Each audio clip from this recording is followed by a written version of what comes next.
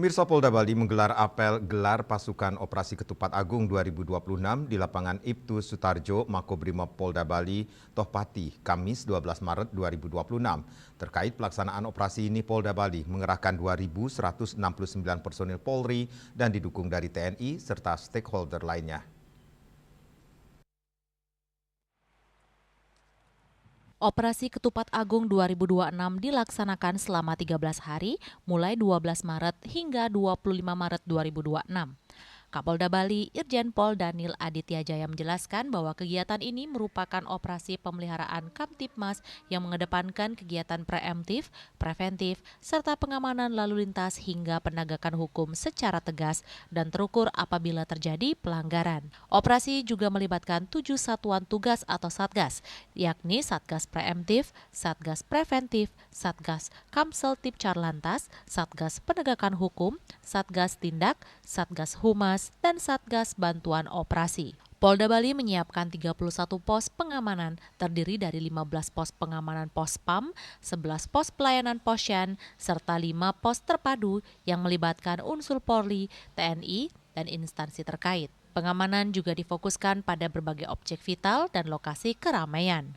Objek vital itu yakni 256 masjid, 539 musola, 351 lokasi, sholat id, 308 titik kegiatan malam takbiran, Bandara Ngurah Rai, 8 pelabuhan, 11 terminal, 77 objek wisata, 59 pasar tradisional, 7 pasar modern, serta 37 pusat perbelanjaan. Perhatian khusus diberikan pada rangkaian perayaan Nyepi pada 19 Maret 2026. Sejumlah kegiatan seperti Tower Agung Kesange, pawai ogoh-ogoh, hingga pengerupukan diperkirakan berdekatan dengan malam takbiran menjelang Idul Fitri yang berlangsung pada 21 atau 22 Maret 2026. Polda Bali juga menyiapkan pola penanganan kemacetan di sejumlah jalur strategis seperti kawasan Bandara Ngurah Rai, Pelabuhan Gilimanuk, dan Pelabuhan Padangbai, serta menyiapkan rencana kontingensi menghadapi potensi bencana alam. Terwujudnya situasi Kamtibmas yang kondusif menjelang pada saat hingga pasca pelaksanaan rangkaian Hari Raya Nyepi dan Hari Raya Idul Fitri tahun 2026. Ya, personil yang ditingkatkan, khusus Polri 2.169 personil, tentunya didukung juga dengan rekan dan TNI, sebenarnya tadi demikian juga dengan stakeholder lain, karena ini dari Pemda maupun stakeholder lain. Dalam kesepakatan tersebut, kegiatan takbiran di Bali dianjurkan dilaksanakan secara sederhana di masjid atau musola terdekat tanpa pawai kendaraan. Selain itu tanpa petasan dan tidak menggunakan pengeras suara berlebihan dengan waktu pelaksanaan antara pukul 18.00 hingga 21.00 WITA. Sesuai seruan bersama, maka acara takbirannya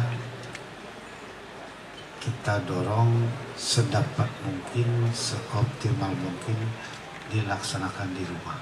Gitu.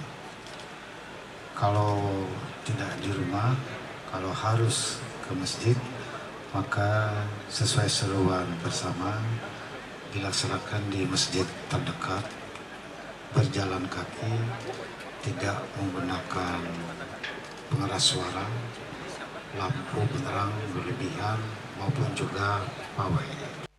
Kapolda mengimbau masyarakat yang akan mudik untuk memastikan keamanan rumah sebelum berpergian dan memeriksa kondisi kendaraan serta kelengkapan surat-surat dan tidak ragu menitipkan kendaraan atau barang berharga di kantor kepolisian terdekat. Rai Suantara, Bali TV.